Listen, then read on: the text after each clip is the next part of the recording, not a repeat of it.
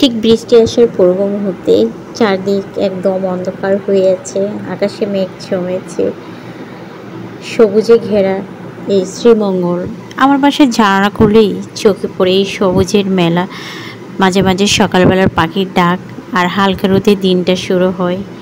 মাঝে মাঝে ভোরের বৃষ্টি দেখে শুরু হয়, কিংবা জানালা খুললে বৃষ্টি ভেজে রাস্তা দেখেই শুরু হয়। এই দৃশ্যগুলো প্রতিদিন দেখি, তবু যেন একঘেয়ে লাগে না। শহরের কোলাহল থেকে একটু দূরে, কিংবা বানুগাছ রোডে, এই শান্ত প্রকৃতি যেন নিজের মতো করে ভালো করে দেয়।